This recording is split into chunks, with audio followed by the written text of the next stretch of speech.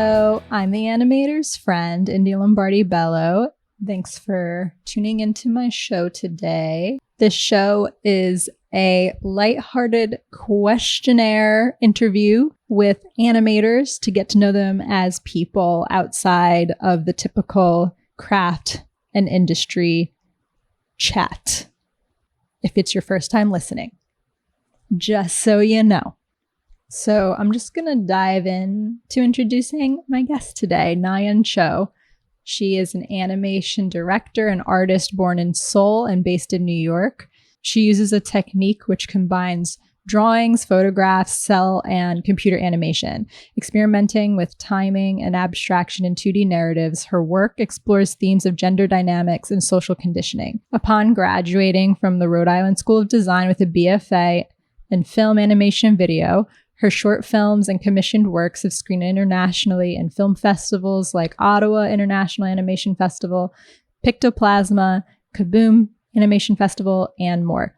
Recently, her commissioned piece, Peekaboo, made for Hulu IDs, won a Webby Award for Craft Best Use of Animation. She's also available to collaborate on story-driven projects. So if you're looking for somebody to help you with directing, animating, or you need somebody to consult on a project, she's available. You can find her info in the show notes.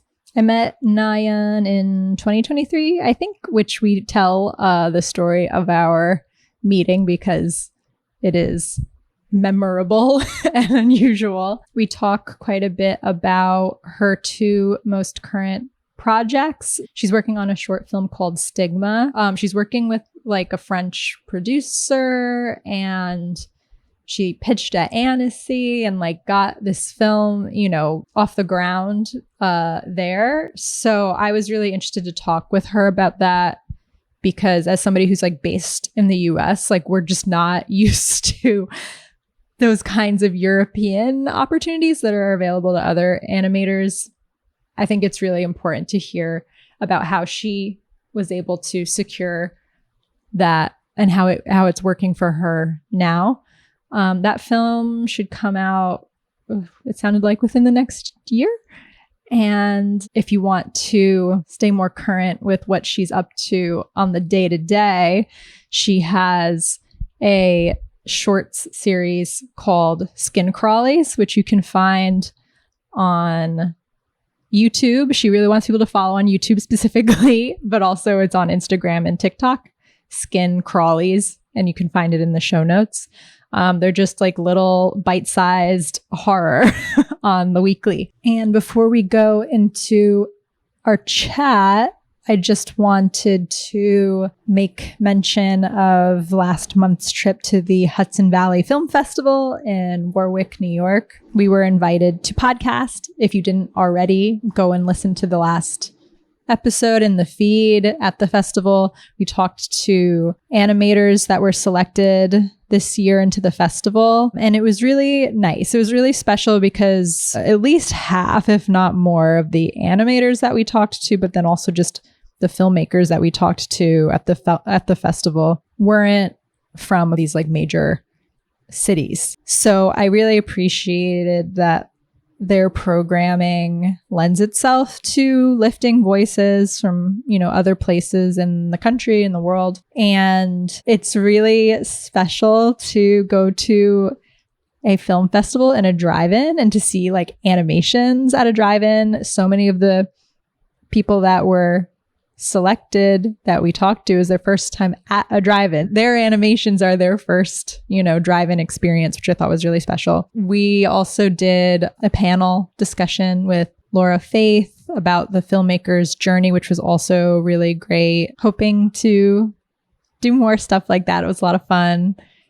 And finally, I'd like to say to all of my filmmakers listening that if you have a film, in the next year or just like way in the future, whenever, please consider submitting your film to the Hudson Valley Film Festival. It's a really cool, special thing. And they are for sure big lovers of animation.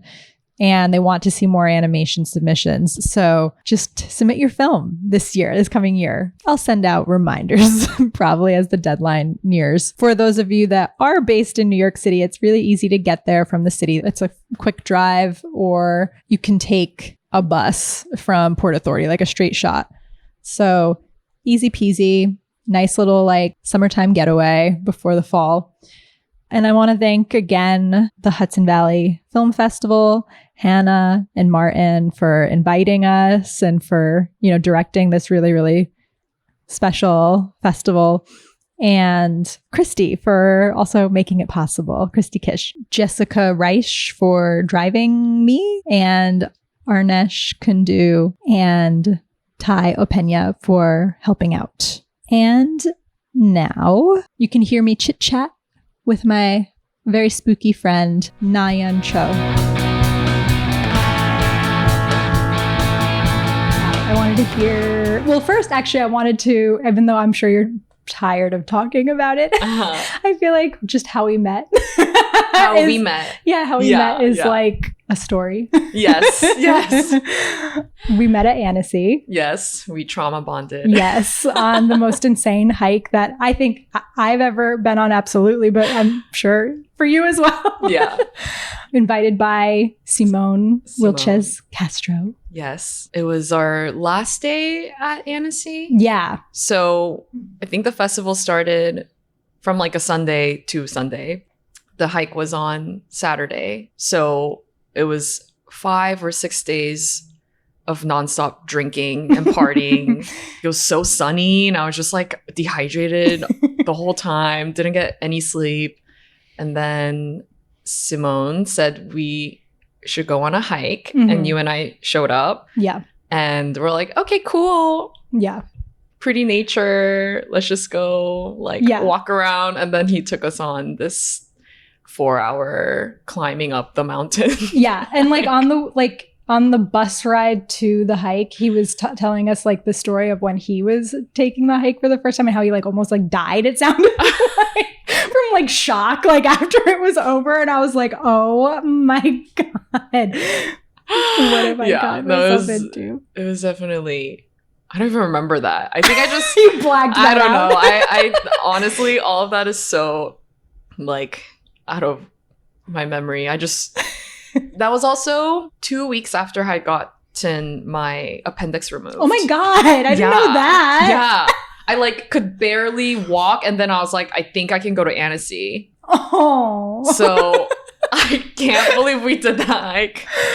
Oh my God. That was crazy. But you were better than me, I think, in terms of like going like up the mountain. Like you and Simone were like way ahead of me, and I had to like stop a lot. I was so exhausted. So even, recent surgery aside, you were good.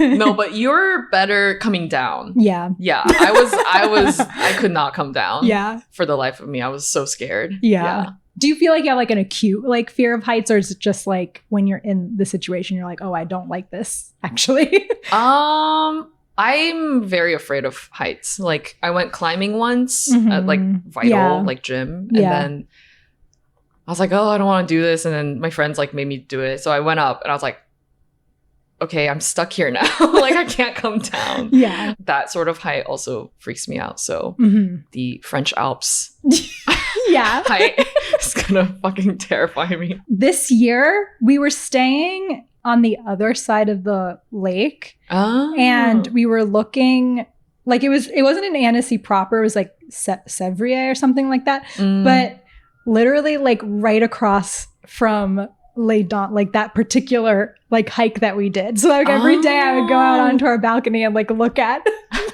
what we did. And also like I would remember like the parasailers too, like they were so teeny weeny, but like I would see them and I'm like, that's crazy. Like to see it like from far away like that. Yeah. I'm like, I can't believe I did that. Why? Because it was so high. It's just like seeing it from far away. I'm like, that's massive. Oh, really? Yeah. And like then like again, like the parasailers, you can barely like see them. Oh. Right? That's what it's called, parasailing, right? When they jump off. I don't know. I think they're very courageous people. Yes. But yeah, I was like, that's crazy. That's crazy.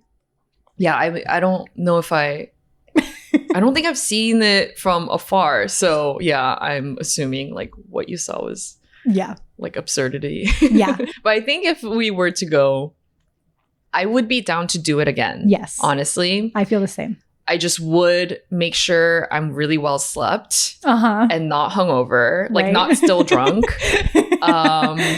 Have better shoes, Mhm. like way more water, and like have like a cane. Yeah. Yeah. That would be good. Yeah. Like 2 canes. What are those called? Walking sticks? Yeah, walking sticks. Yeah. Yeah. What sneakers did you? I feel like you had like actual athletic sneakers. Mine were like Onitsuka Tigers. Oh no! But it was actually like they were kind of fine. I guess you just want like flat shoes. They're like the most like one of the most comfortable sneakers I've ever had. I'd love a sponsorship from Onitsuka Tiger. Well, I have one too. Don't you think like they're so like I feel like yeah. they just like fit on my foot like perfect. Yeah, it's very form fitting. Yeah. Yeah. It like hugs your feet well. You can climb the Alps in them. Well, that's a good advertisement. But yeah, I feel like for me, it was really challenging, obviously, but I was really happy because I've had like health stuff. And like I was still kind of like I had like a long-term illness for like 4 years and felt very like weak. You know what I mean?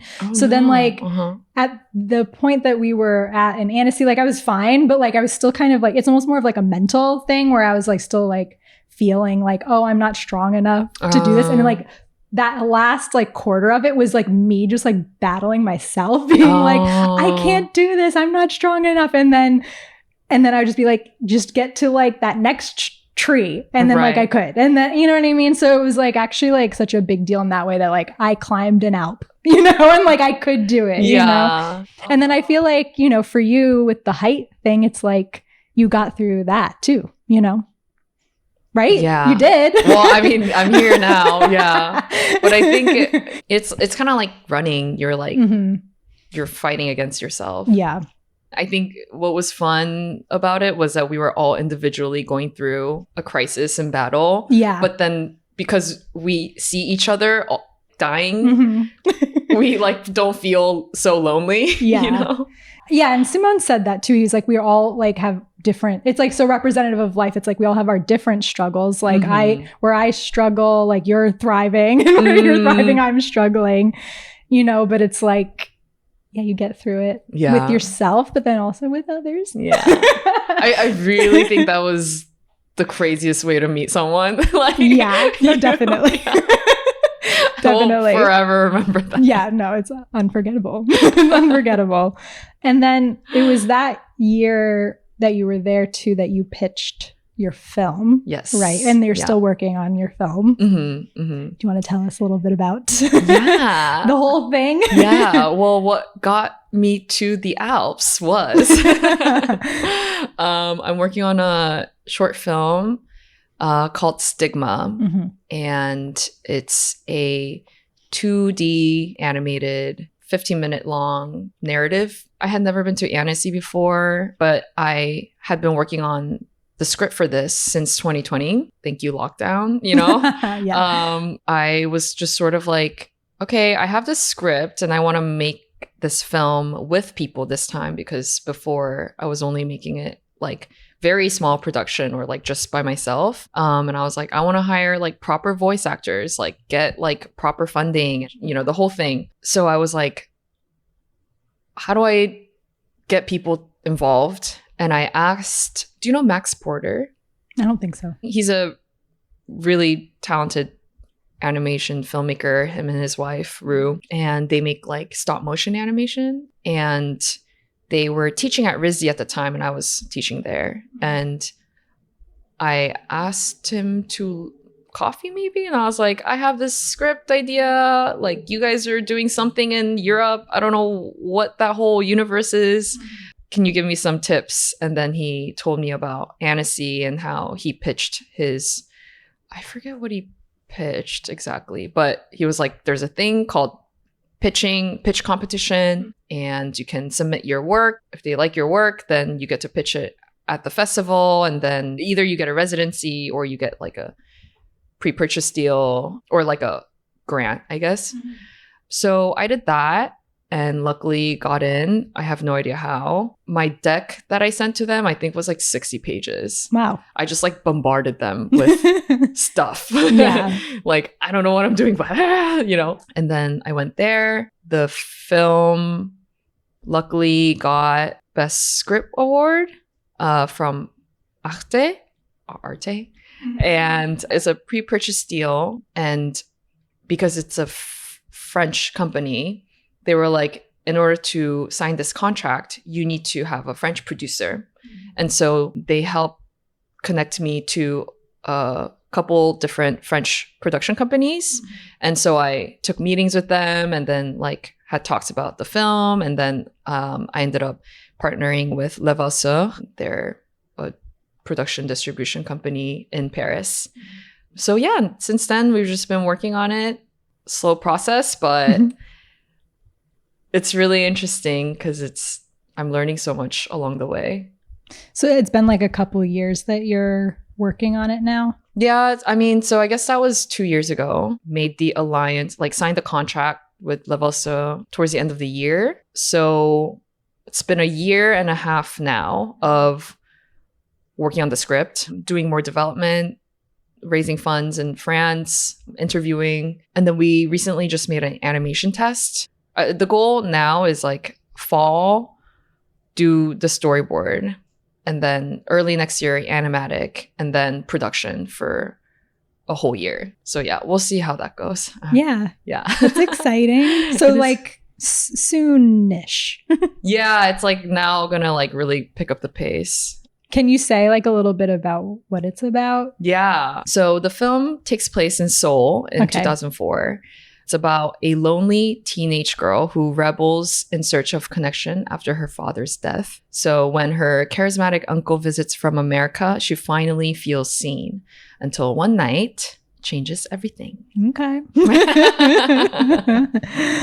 Looking forward to finding out more. Yes. Cool. Yes. And then something that you've been doing in the meantime for fun, I guess, right, is skin crawlies. Yes. What would you call it? Like it's like a... I just call it short form, like bite-sized horror animation series. Yeah, I started making these silly horror animation because Stigma was taking so long.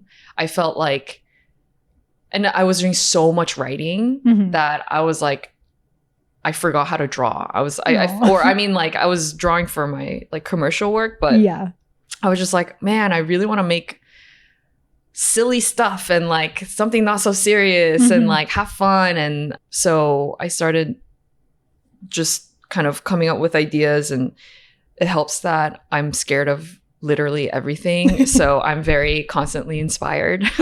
Yeah. At RISD, our first week of school, our senior year, our professor, Amy Kravitz and Steve Subotnick, had this exercise we do. This is like right before we usually go to Ottawa. It's called Animation Marathon. And it's for a whole week, we have to make an animation a day. So it just has to be, I forget the length, but every day we're given a prompt, like a word, and we make animation with it. It could be like video, like whatever kind of medium you choose, but it has to have sound. It has to be exported properly. You do it for 7 days every day, and you have to deliver it by midnight. And I just remember that being like, it like really flustered everyone, because it's like you start off being like, oh my God, it's gonna be so perfect and I'm gonna make the best thing ever. And then you realize like how hard it is, but it kind of gets you into the groove of like not caring. And it's just making work. It doesn't matter. Like the outcome doesn't matter, It's not about whether it's good or not. I just really love that exercise. And I try to embody that in my art practice. And my art practice is skin crawlies, I guess. Yes. And it's on both Instagram and TikTok. And YouTube. Oh my God. Yes. Yeah. And I loved the thing that you did recently with the horses. Oh. And then you showed like how you did it. And like, I just like, I'm a bona fide horse girl, actually. So oh. anything with like horses, I'm just like, oh, So I just like loved it. I thought it was cool. Oh my God, Yes. really? Did you Yeah. like ride horses growing Yeah, up? I did. Aw, I see that now. You are totally You're like, horse girl. you make Yeah. so much more sense to me. Yeah, I like them. Thank you. And the horse one recently, that was really funny because it got like some, like, what are those negative comments called? Oh, like hater? Hate comment? Really? Hating-ish comment. And someone wrote, at least use your own reference. Oh my God. Because I like rotoscoped this horse. Yeah. And they were like, at least use your own reference. And I was going to comment like, you mean my own horse? Like, should I go take a video of my own horse? Now, if you were to do that, you could have totally had your own reference. I guess, yeah. Yeah, that's so rude. I was like, what? Because did you use like Muybridge Yeah, stuff? the Muybridge one, and also just like a YouTube thing. And then I think someone else commented about that on TikTok or Instagram. I forget, but it's like, what is up with people like? So do they know what rotoscoping is? That's so bizarre. Yeah, I don't see how that would be a problem for anybody. And like, I feel like, like to what you're saying, what a privileged thing to say, like, use your own reference. It's like, I don't have a horse. I don't have access to a horse. I don't have access to a horse. It's bizarre. Yeah. I think they're just haters. Yeah. You've made it once you've got haters, right? Yes. Number 1. What's your sign? I'm a Gemini. Really? Me too. Oh, really? Yeah. Wait, when was your birthday? June 11th. I'm June 4th. Wow, we're close. Do you know enough about like Gemini that you feel like you have an opinion on your Gemini-ness? I mean, isn't Gemini kind of like duality, like two? Like, I do feel like there's like a Jekyll and really? Hyde in me. Yeah. And I definitely am a little airy. Like, I will bounce around. I will commit to random things. Very impulsive. I've gotten much better over the years, but yeah, I was like bouncing off the walls as a kid. So do you what are some aspects that you relate to? I think that there is probably like two sides to me in that, like, I think I can be very social and outgoing, but then I also think I'm super introverted at the same time. So it's like it can be a confusing mix, maybe. Right. And then indecisive. Like, I feel like sometimes I'm in two minds about things all the time. I always felt like when I was younger and like only knowing a very little amount about astrology, like that's what I always was like, that's my Gemini, is like my indecisiveness, yeah, and like having a hard time like making big decisions sometimes, yeah. But then like, Gemini is very, something that I've realized with more time is that like, if you like a pure Gemini is going to be somebody who's like very social. And as I've gotten older, like I feel like I can see where I'm like that, where like I feel like comfortable in a social situation and just like talking to whoever's in front of me kind of thing a little bit, which I didn't used to feel that way. But as I age, I become maybe more Gemini. I don't know. Oh, interesting. So you've become more socially comfortable. Yeah. Yeah. Or comfortable socializing. Yeah. Yeah. Do you feel like that's changed for you over the course of your life? I think I've always been like, I think I have always been like a people person. I've always felt very comfortable with people, whoever it may be. But what I'm noticing now is I need a lot more alone time. And I get very drained quickly. Yeah. If the energy does not match, then I'm like, I'll talk with them for like 2-3 hours. Like, I don't care. But like, especially like back in the day when I was like going on dates, like I will have a conversation with whoever because I'm like, oh, I'm interested in like this new person. And then afterwards I'm like, oh my God, never fucking talk to me again. Yeah. No, I feel that. Sometimes I would feel like because like similar, like it could be like technically a bad date, but then like I still had a good time, but it's almost like I more was enjoying myself Yeah. Right. Then like I was enjoying like them, if that makes sense. Yeah. Like I'm like, oh, I'm so funny. Wow, I'm so charming. Yeah. I think it's a little selfish of me because I'm like, I want information. And like I would like to educate myself through this person. Sure. And like I'll ask like endless questions, not because I think they're like interesting or like whatever, but it's just like I want to know like what does that job entail? And like how did you get there? And like what are your struggles? Like because I'm just curious about this person as like a character, not like a you know? I don't know if I think that's also kind of Gemini where it's like you want to be like intellectually stimulated. Yeah. Okay, 2. What's your relationship with caffeine?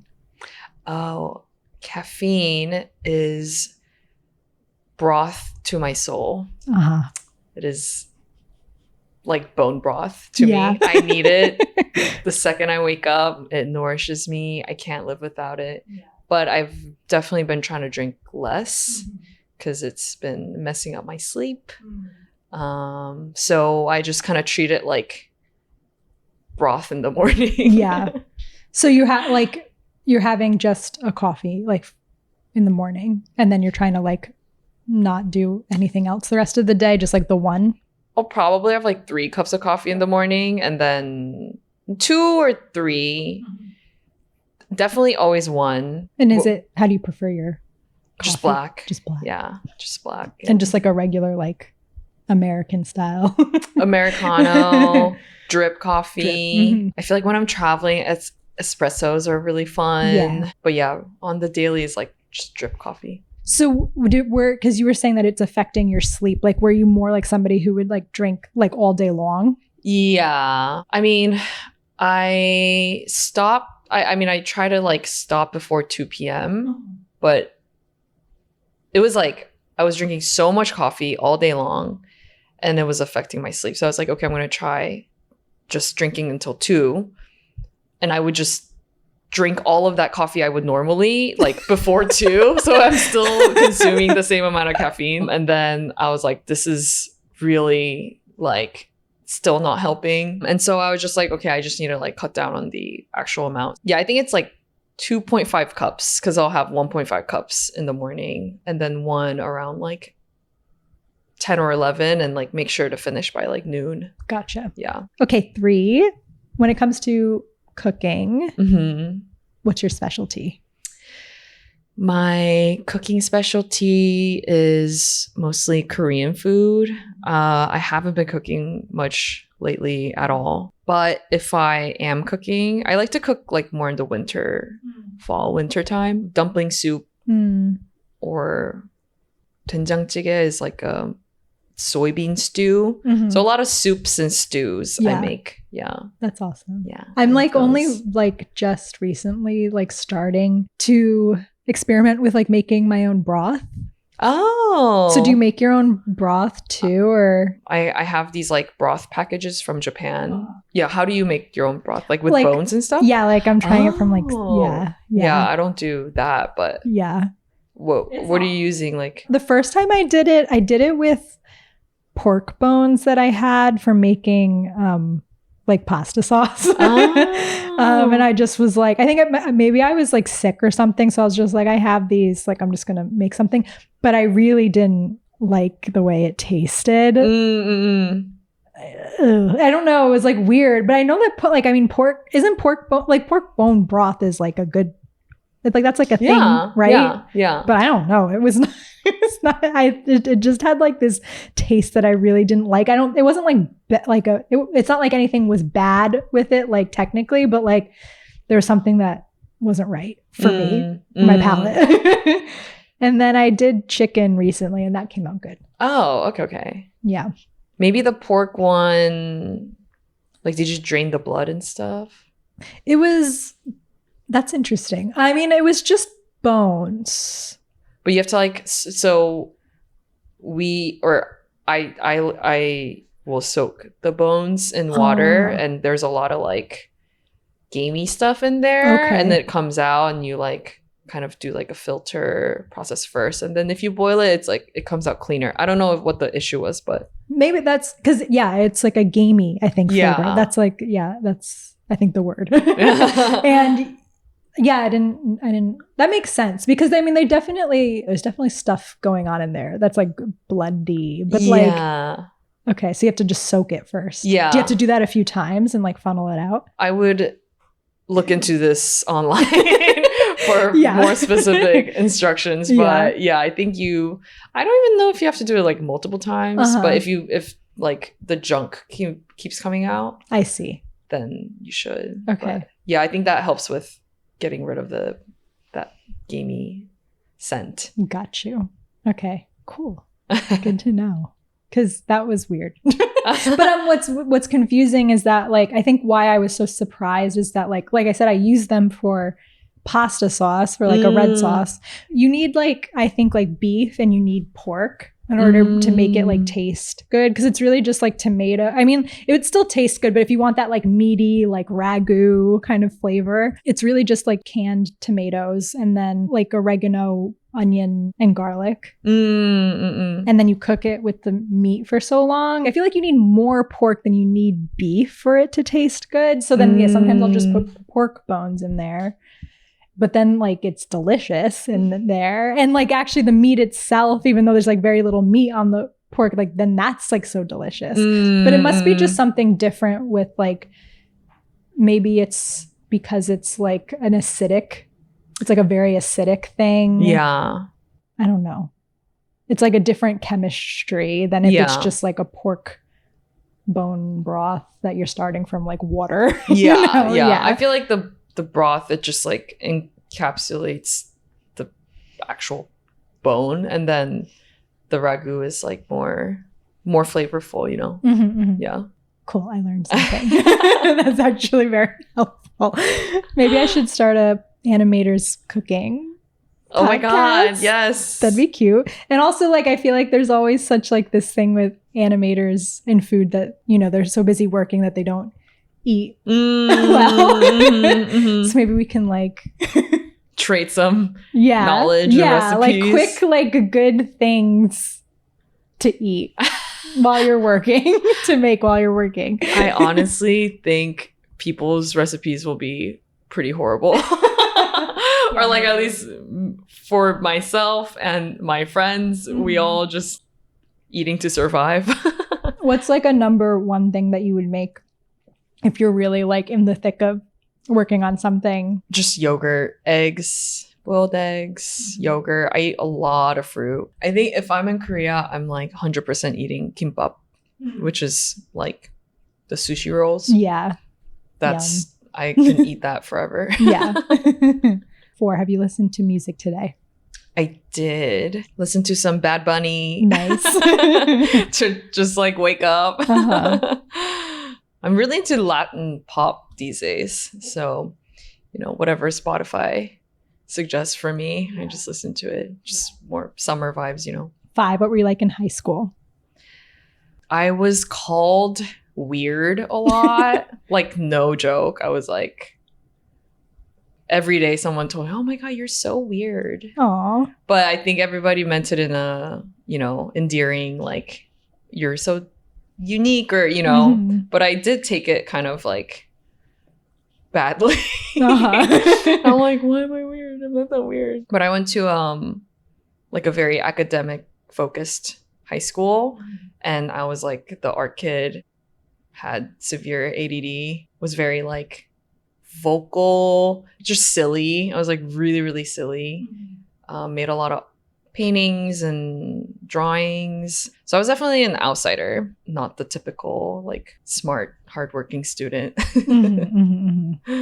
I was gonna say, when you were talking about also with people being like, you're weird, I feel like when I was in like 4th grade, things started to change in school, like where like, because I feel like prior to that, it was just like everybody's just like friendly with everybody and it's not like getting cliquey. But then like 4th grade is when that started to happen. And I felt like people were always like, you're unique. But they like said it in like a way, like I was like, I know that's not a bad word, but the way they're saying it, they make it sound bad. Right, you know? right, yeah. So I totally relate. Yeah. Be like, stop. Yeah, I mean the trope of like the weird art kids, it's like it's so real and you stand out. But yeah, I think the power lies in being like, you know what? It's a compliment. You know? Now like people want to be different. But as a kid, all you want to do is fit in. So you're just like, why am I so weird? Yeah. No, yeah, it's so true. It's such a weird thing. Yeah. I don't think about it too much. Yeah, but it's probably like, yeah, it's like a formative experience to feel that way, you know? Yeah, for sure. Yeah. I don't like to think about high school that much. Was it in high school that you started to consider like animation as a path, or were you just thinking like I like to draw and things like that? Yeah, I mean, I actually didn't even consider animation until sophomore year of college. I just really liked to draw in high school. And then people were like, oh, you should apply to art school. You should go to art school. So I got to art school. I got into RISD, went there, thought I would be in painting. And I went to like their department intro, what is it? Like open house? Yeah, department open house. And I just like, the vibe was wrong. I was like, there's this like coldness that I didn't like. Yeah. And so I was like so confused as to what to do. And then I went home and I think in my dorm, I watched like Django Unchained. And I just watched the movie and I was like, this looks so much fun. Like this, like I could tell that everybody on this movie just had such a blast making the movie. Like I could feel that energy. So I was like, I've always wanted to be a filmmaker too. I actually said this in high school to one of like my art teachers, and my art teacher was like, oh, you will never be a filmmaker. Oh my gosh. She was like, oh, you'll never become a director. Like, do you know how much work that takes? And then I was like, huh, okay. And then I just like had this flash of like, you know what? I'm gonna do it. Yeah. I'm gonna be a filmmaker and I'm gonna like make movies and like, you can't tell me what to do. And so I changed my major to FAV, which is film, animation, video. And in the beginning of your sophomore year, you have to take intro to film, intro to video, intro to animation. And I put off animation till the end because I was like, that's lame. Like, I don't care about animation. And then I was like super into film and like video art, but nothing really like clicked. It was just kind of like, like these cameras are so heavy. Like it was fun shooting on film, but I don't know. It was just didn't feel like right. And then I had to finally take the intro to animation course. And I was like obsessed. Aww. I was like, I will die doing this. Aww. I just loved that. It was like endless drawings. Yes. And playing with sound and timing. And like, it was like, I was like God of this, you know, whatever universe I was creating with so much control. So yeah, that's when I decided on animation. And it's like getting to like enlist so many of you, like your various interests, you know, of like, exactly. There is the painting, but then there is the filmmaking, and it's just so many things. 6, what's your greatest extravagance? I mean, I'm kind of extravagant in a lot of areas. like I'm not saying like, oh, I don't need anything. No, I like a lot of things. There are things I would like to be more extravagant about. Like, I would love to be the type of person who like splurges on like candles. But it's like every time I go grab a candle, I like stare at it and then like put it down because I'm like, like I don't need to spend, you know, $30 on a candle. Ooh, what I do want to start being extravagant about is I want to get a dollhouse. Wow. And my friend David De La Fuente, who I was telling you about, I went over to his house recently and he had a dollhouse. Wow. With all of these like miniature items. Yeah. That's like, oh my God, like I die for that. Aww. It's so cute. And they're just like I would love to make them or like collect them. But that's also another thing of like, that's a lot of money that'll be spent. But it's an extravagance. It is an extravagance. Yeah. Yeah. Yeah. That's it would cool. be. 7. What's your latest fixation? My fixation is inner peace. Beautiful. Which is just, it's that time of my life where I'm seeking inner peace. How old are you, if you don't mind I'm me? 31. Okay. We're talking about astrology and like Saturn return. I was just gonna ask. Yeah. I'm coming out So, of like, some slump of like hell, and now I'm seeking like just like serenity. Yeah. So I feel like it's been an uphill.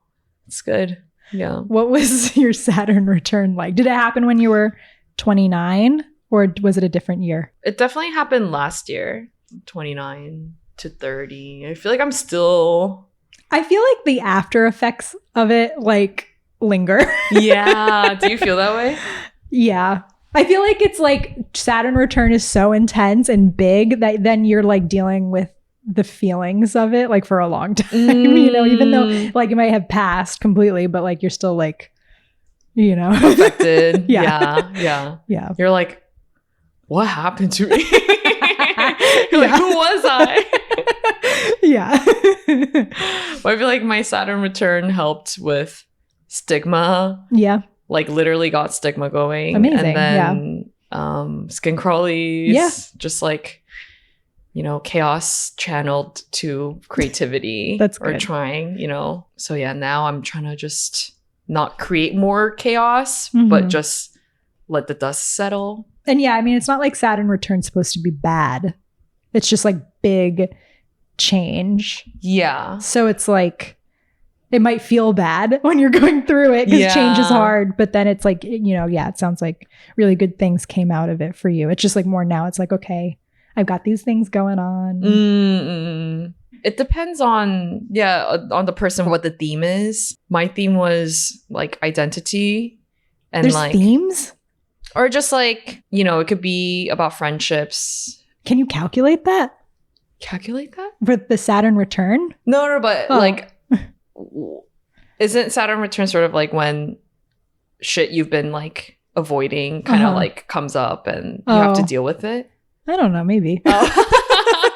I just know it's a big time of like change. Oh, yeah. But maybe it is a bit more specific to say that like you have to deal with something. Oh. Something that what you just said, like something that you're avoiding. Maybe we need an astrologer in yeah, here. I'm definitely like, I hope that my listeners don't think I'm like an expert in astrology because I'm not. Like, I'm just like, actually it's very Gemini, like to be very like, you're like into something, but like you don't know that much about it. I'm just like a total dilettante about astrology. But so yeah, maybe I should hire an astrologist to come on every once in a while and set the record straight.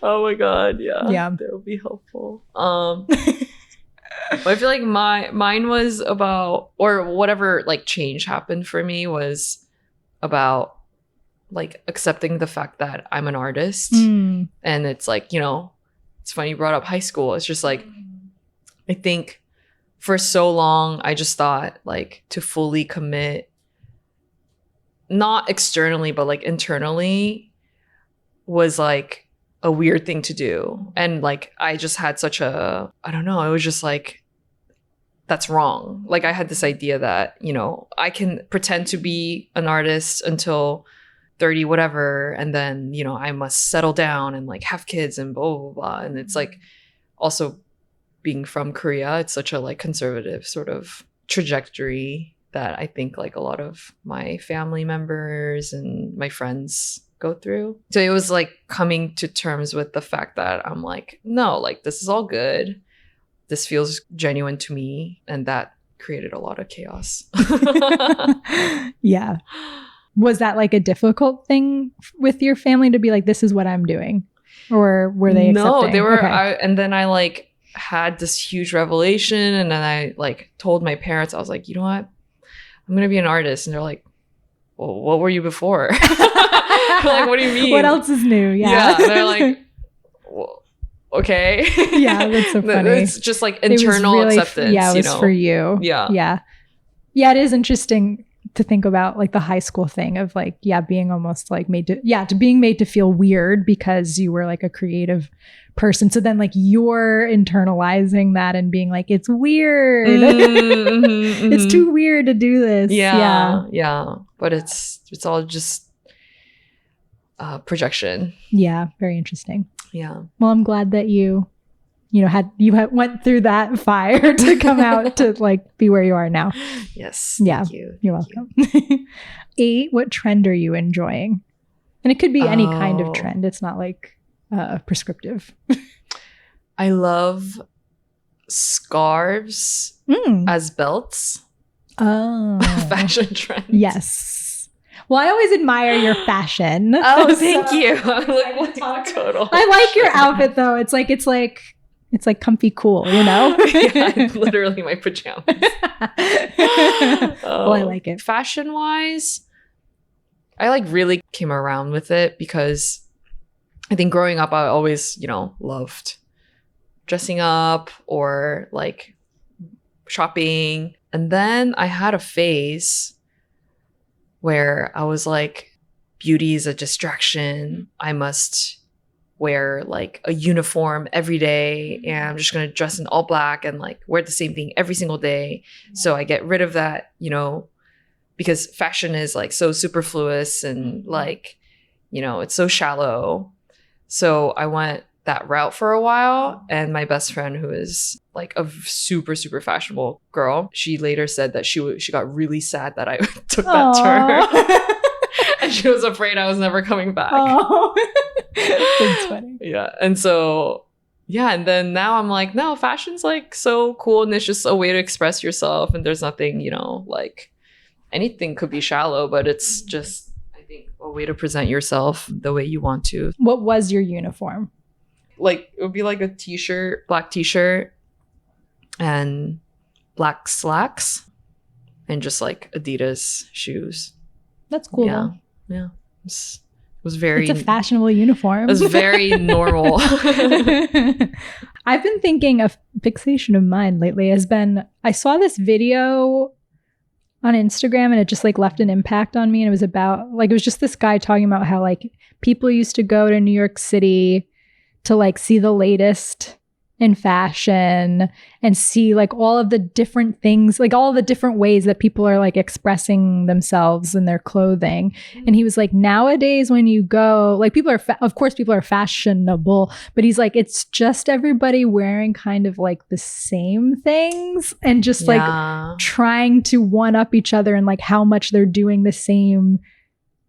Like, I don't know. It's like, for example, like this summer and I guess last summer too, it's like jorts. Yeah. And boots. Mm-hmm.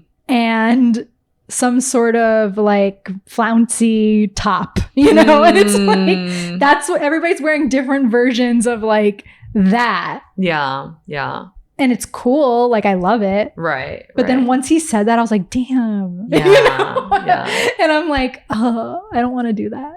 It's like, there's a formula and people don't want to stray away from that formula. Mm-hmm. I mean, they're like, the outfits will always look good because it's like a proven like success. Mm-hmm. But it's like, like you're saying before, I'm sure it was like people doing their own thing and like expressing that. And there's definitely less of that here now. Yeah. I feel like it was partly like, because I noticed pre-pandemic versus post-pandemic how like fashion became more homogenized. Oh yeah. After. Yeah. Because I just think everybody was online. Yeah. Because I used to notice when I would go to LA pre-pandemic, there was a big difference. And like, I felt like, no offense to our LA friends, but like they were always behind. They were always like behind a little bit on like what was cool, like in New York. Yeah. And then after the pandemic, it wasn't like that anymore. But it felt like they're wearing the same thing that they're wearing in New York. And I just feel like, I mean, everybody was online anyway before, but like more so after like during the pandemic in a way that's like really not like left. Yeah. us. Yeah. It's very weird. Yeah, totally. Totally agree. Yeah. 9. What's the last movie you saw in a theater? Oh, I watched 2 films last week. I watched Eddington.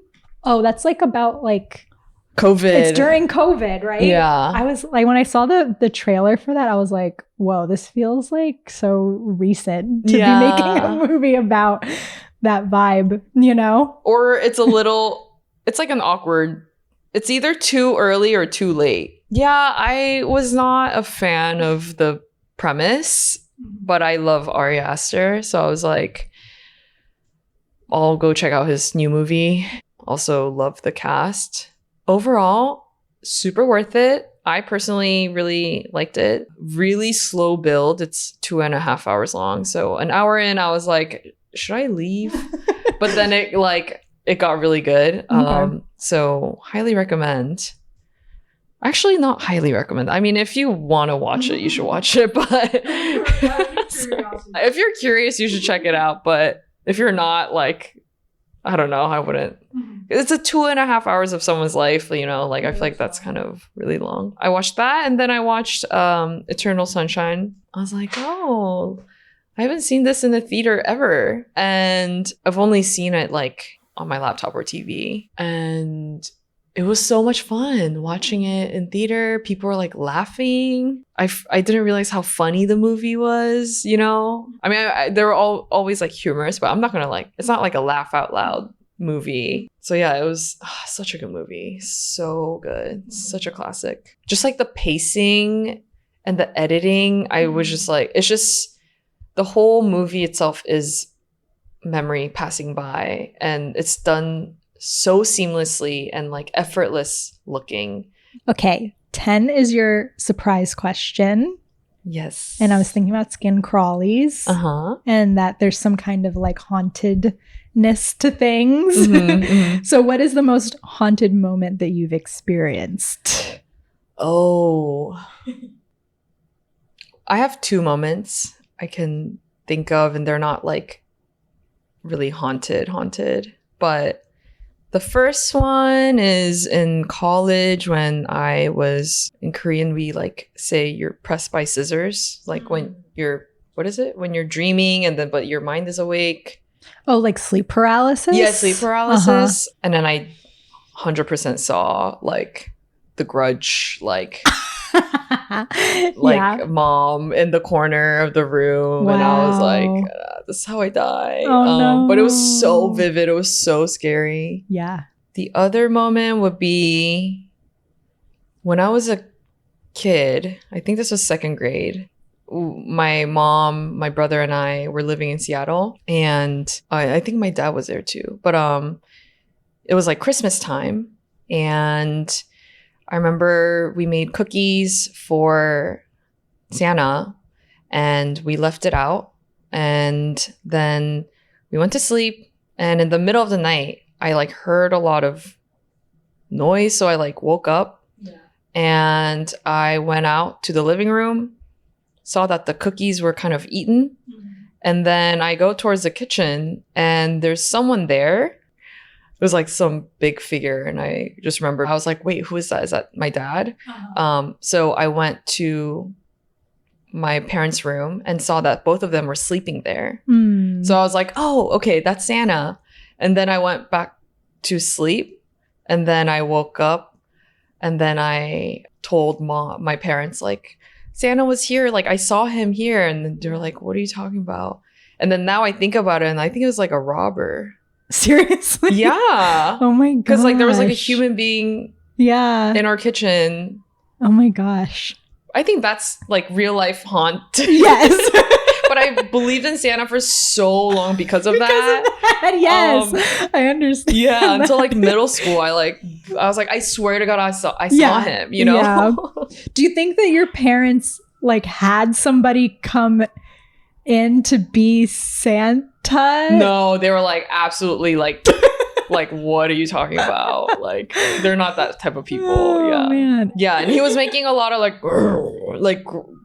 gruntled sounds. I just remember like Like, I was like, this is Santa. Like, if this is not Santa, I don't know who this is, you know? That's so freaky. Was anything missing the next day? I don't know. I mean, you know, I was like second grade. I don't know what's like in the house. Yeah. I do feel like Christmas is like a popular robbing time, right? So that would make sense. Wow. Yeah. Freaky. Yeah. Super freaky. I actually had, one last freaky story, which happened to me last year.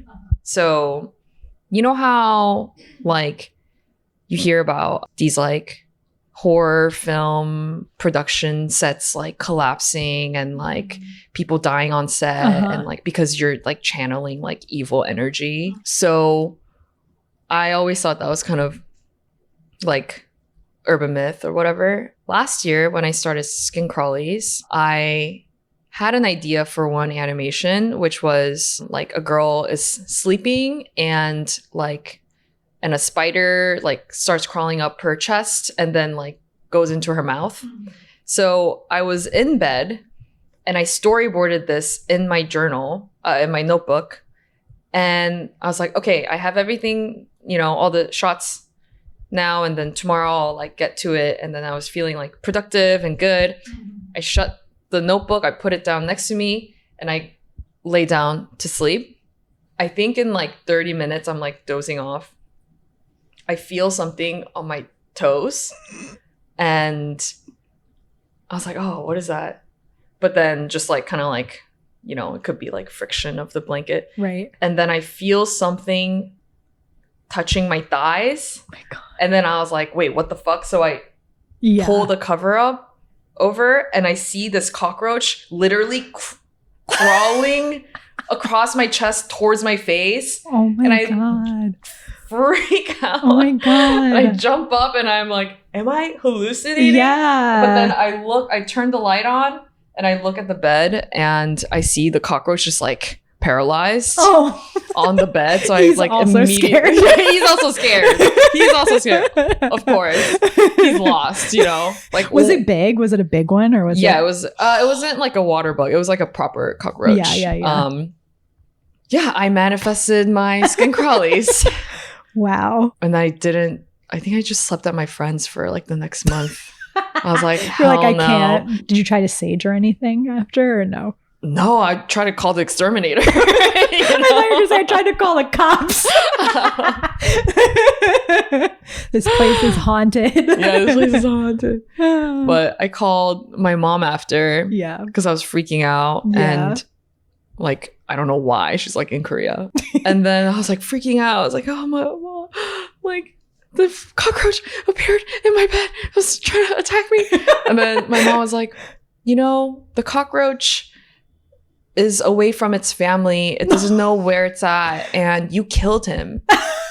She was like making me feel so bad about it. I was like, what the hell is going on? She was like, did you not think for a second what the cockroach might feel? Like, oh my God, I can't talk to you anymore. Yeah. Aww. She was like, you should have saved the cockroach. You shouldn't have killed it. I was like, but then it's like you have a cockroach in your apartment, which you don't want. Well, she was like, let it out, you know. But he's gonna come back. They want to be inside.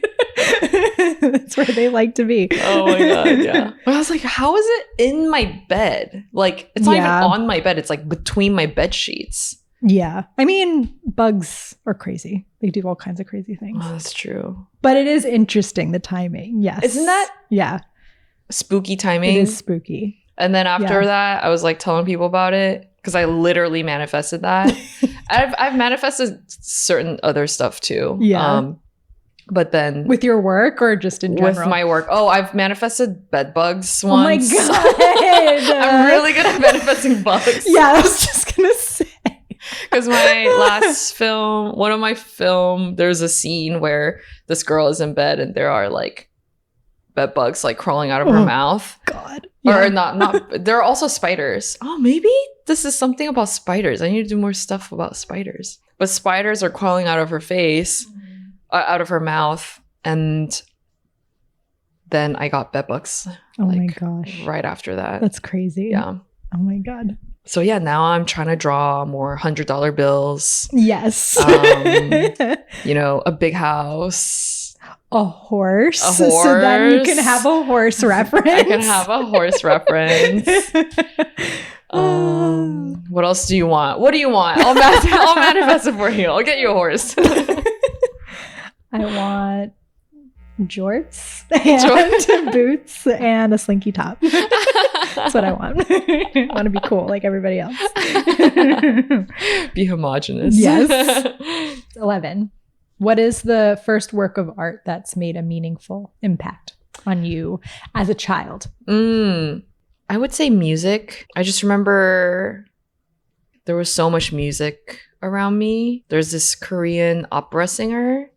She's really famous, Cho Sumi. I was actually going to art classes like in kindergarten, and I hated going because I just like wanted to go play. I don't want to like sit down and like draw. But my mom was really persistent on like bringing me to this art class, and in the ride we would always listen to her, and it just like has this, I don't know, it's just it was such an impactful like memory I have. And then there was a lot of jazz. My dad loves jazz. We listened to a lot of jazz, a lot of like Queen.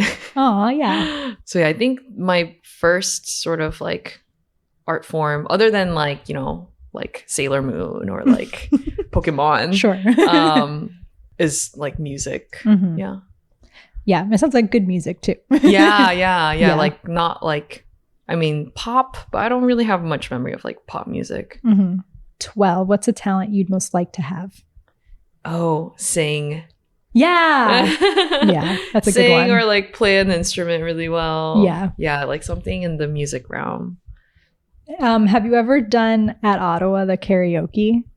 Oh no, I didn't do it. Me neither. But, I like to do karaoke, but that like intimidates me. Yeah. It's so many people. Yeah. In our industry.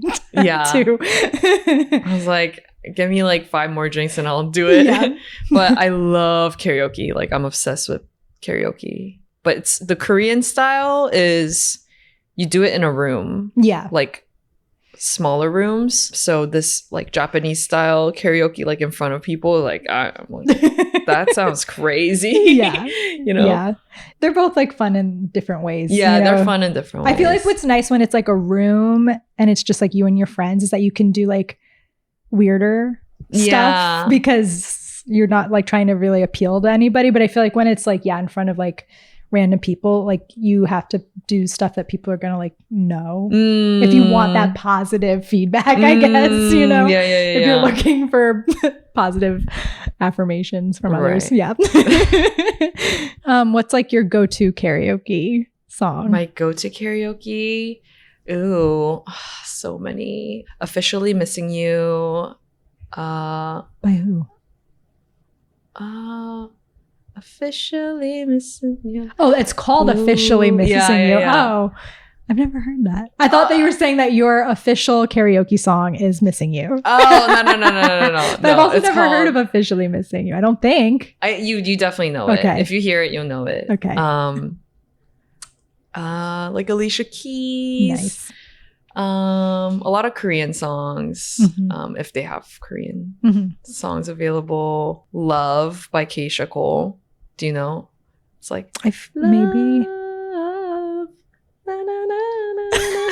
Oh my god, I should not be singing. These are like singing microphones. These aren't like podcasting microphones. So the name, like it sounds familiar, but I can't quite hear the whole thing. But I like 2000s like R&B, like very about broken hearts. And what about like Lauryn Hill? Any Lauryn Hill? Oh yeah, I love Lauryn Hill. I don't think I've ever done her for karaoke, but I should. Yeah, but that would probably be hard too. I don't know. She has such like I would never do this song for karaoke because it's like a weird karaoke song to do, but I like her that song like To Zion. Do you know that song? Yeah. And like just the way she sings it. I don't know. That would be hard to do. Yeah. I mean, you would sing it not to emulate her. It would just be like, because I like this song, you know? Like, in no way will I ever sound like her. Yeah. But maybe X Factor. maybe. X Factor. I feel like that could be doable. And everybody likes that song, I think. Yeah. You know? I feel like that's like a good karaoke song. Yeah. I'll have to remember that one next time. I do a lot of Black Eyed Peas. Oh my God. And that gets everybody singing, you know? Yes, definitely. Yeah. That's fun. Ugh, I don't think about them like at all, but I loved them. Yeah. Like I really loved them. They were such a huge thing. Once they put out that album that had that really huge song, but I hated it. What's the party one? It's I don't know. It's like Mazel Tov. That one. What? I don't know. I know that we'll have a ball. You know that one? I hate that. Yeah. And that whole album I thought like sucked. But everything beforehand was good. I think. Yeah. Did you like Fergie? I liked Fergie. I mean, God, like her solo. Yeah. I was recently thinking about like I hadn't heard it in so long. Glamorous, right? That's what it's called. L-A-M. Yeah. R-O-U-S. That's a good song. It's so good. First class. Oh, yeah. I'm in this class. That's a good one. I always liked Fergie. Yeah. In general. Just seems like a cool lady. Yeah. And she makes good music. Yes, she does. Has a great voice. Yeah. I think like publicly, like live, she's not really known to be the best, but you know, she's got her style. Yeah. I also heard like for the first time, somebody did it at karaoke, My Humps. Oh yeah, that's the best. I was like, that's such a good one to do for karaoke, especially as like a duet. Yeah, that's a good one. Yeah. Oh my God. So good. Check it out.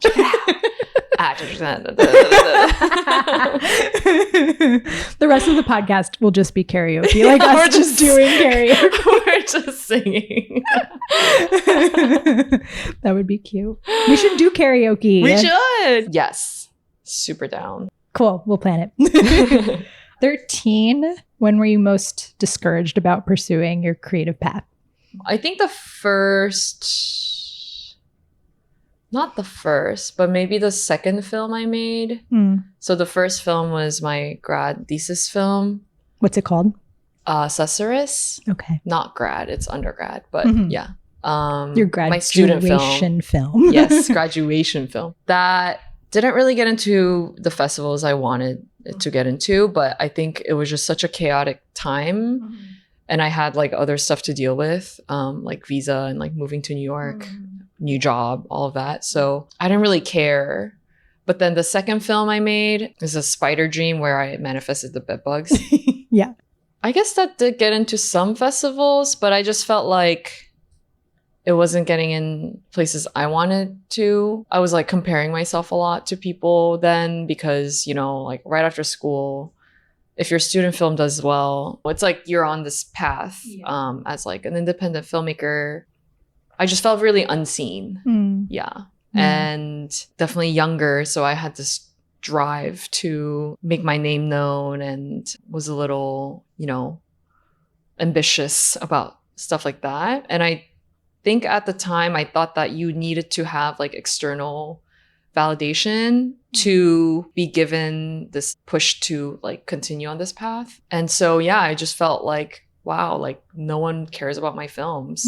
No one cares about my work. Wow, what am I even doing? So I felt very discouraged then, but then I think I kind of sat with that a lot and was like, I'm really comparing myself to people and like just noticing that because I would never compare myself to people like up until that point, but it was just like because I'm so insecure, it's feeding this like bad thought loop. I think I just shifted my mindset of like, wait, why am I making this? Am I making this so I get like approval? Like, so I get famous? Like, it was just a lot of like young, like 20s seeking sort of like people's approvals. And I was like, no, I started this because I really want to. Yeah. just make random, stupid, silly stuff. And I was like, okay, I feel like I have the technical skills to make stuff that I think people will like, right? Yeah. It's like, do I want to make stuff like that? And it's like, no.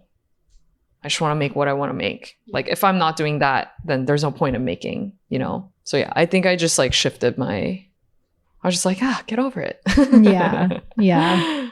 Stop being a kid. Yeah.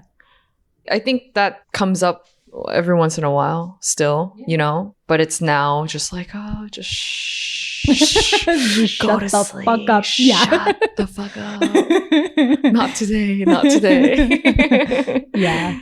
Yeah. I mean, it's hard when you're an artist and it's like your work is so personal, or feels like at least that it's just like it's coming out of you. Mm-hmm.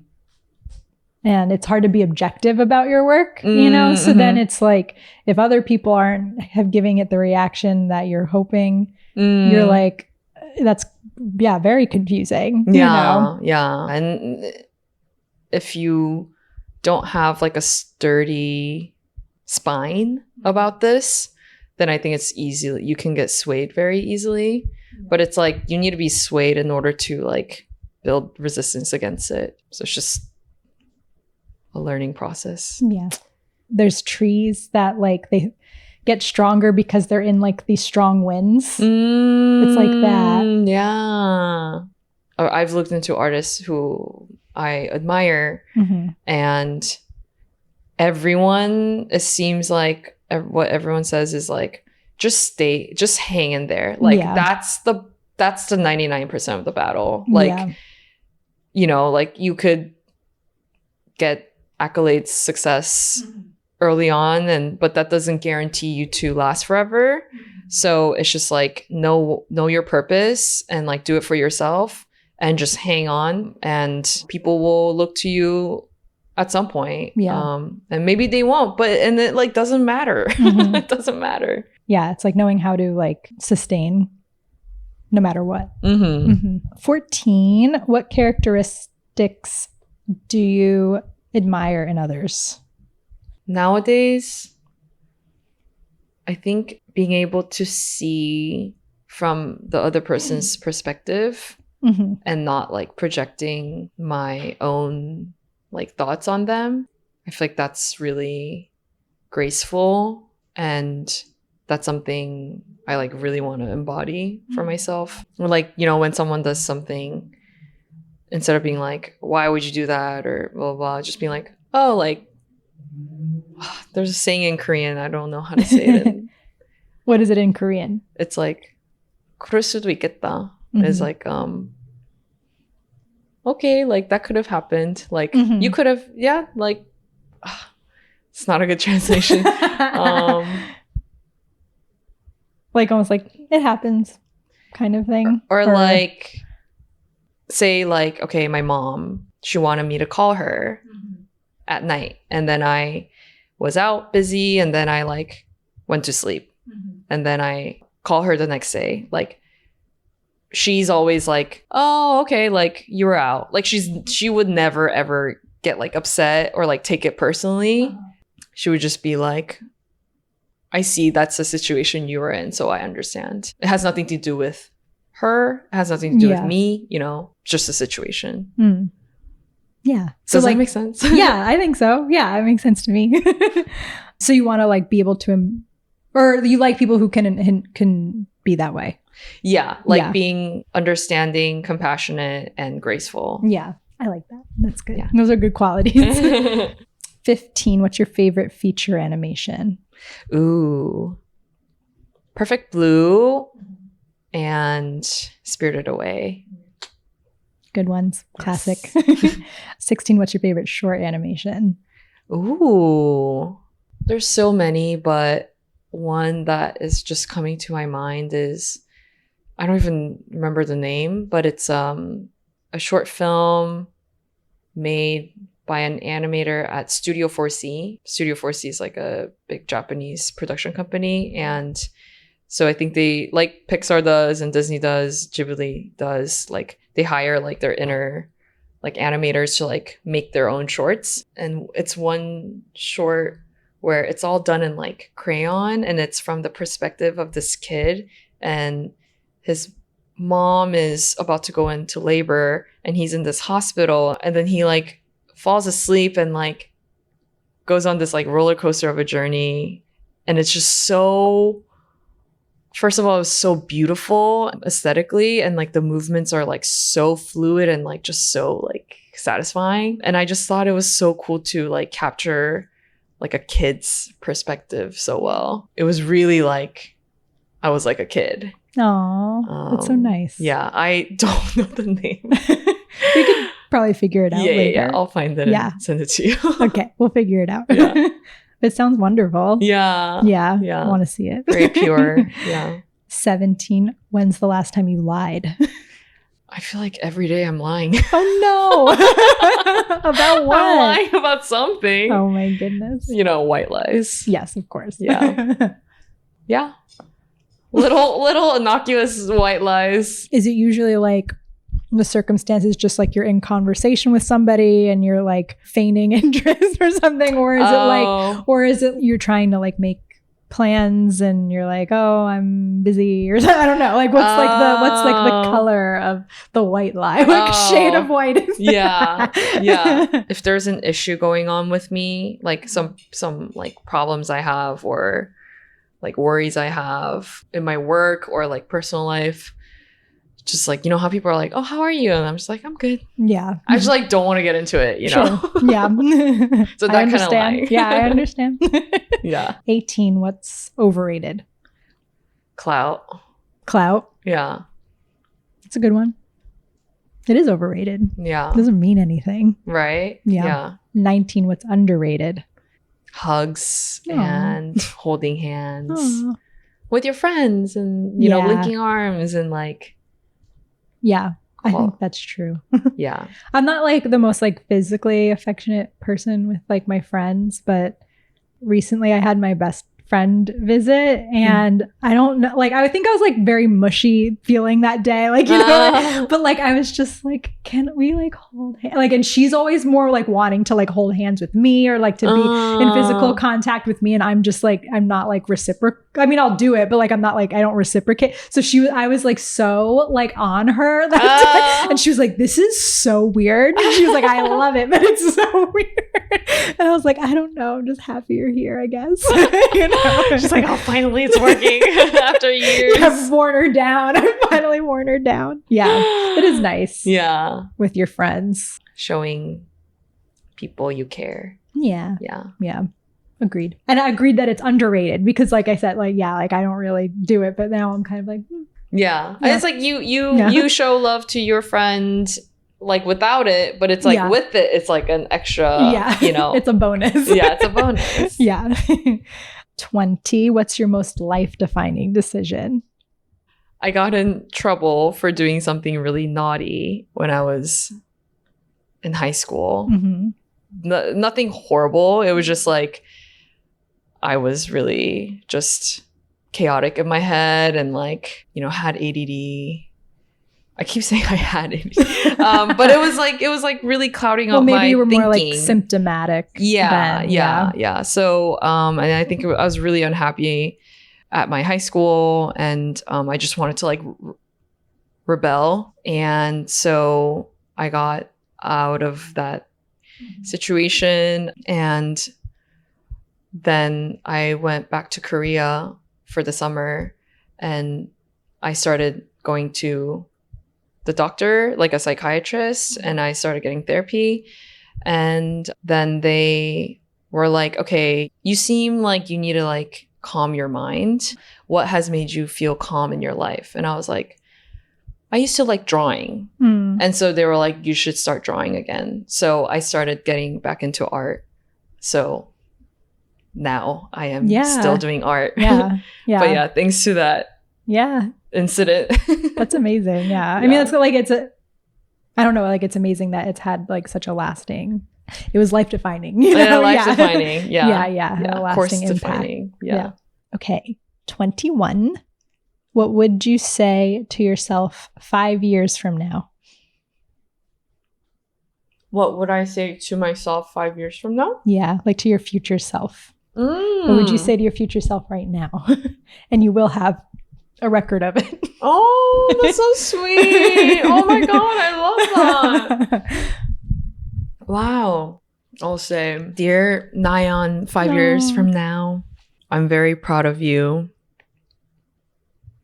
And I hope you're happy with everything in your life. And it's okay to not be happy. I hope you're happy, but it's okay if you're not. Yeah, it's okay if you're still figuring it out. Oh, that's nice. That's a nice message for future Nayon. Yes. 22. What's going good in your life right now? What's going good? Yes. In general.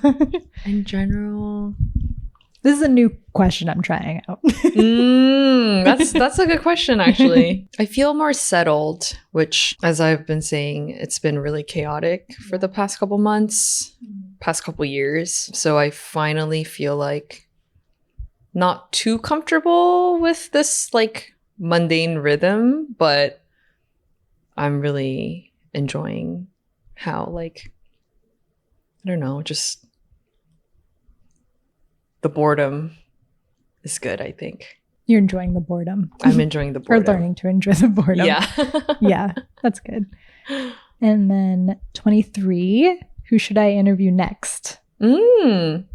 David De La Fuente. He is also, he's a super, super talented animation filmmaker. Also works at Viacom. That's the word. Oh, Yeah, I was trying to remember where he worked before. But yeah, he does a lot of really cool motion stuff for RuPaul's Drag Race and I think, other TV series and other projects. But yeah, his films are so beautiful and like so experimental and like emotional and just beautiful. He has such a good eye for beauty in general, but has a lot of depth. It's very poetic. But he's also like a silly person. I think he would be really fun to talk to. Oh, definitely. Sounds like it. I'm excited to re-meet him, I guess, because I think I did meet him once before. And then finally, 24. Last question. What do you want to plug? Skin Crawlies. Yeah. Let's go. You can find me on Instagram, TikTok, YouTube. Please follow me on YouTube because I think that's where the money's at. So yeah, Skin Crawlies. It's not that scary. It's pretty fun. Fun, scary. Comes up every week. New content every week.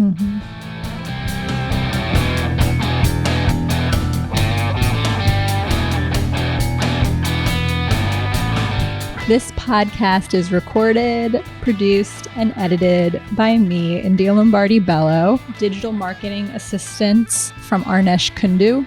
Music by Cloutmeyer. Design by Sawyer Rippon. Microphones provided by the SVA MFA Computer Arts Department. Special thanks to Simone Wilches Castro for introducing me to Nayon, Shangchin Mo, Michael Dondero, Multadult, and my mom and dad. You'll be hearing from me very soon. Not my parents, you, the listener, but also my parents.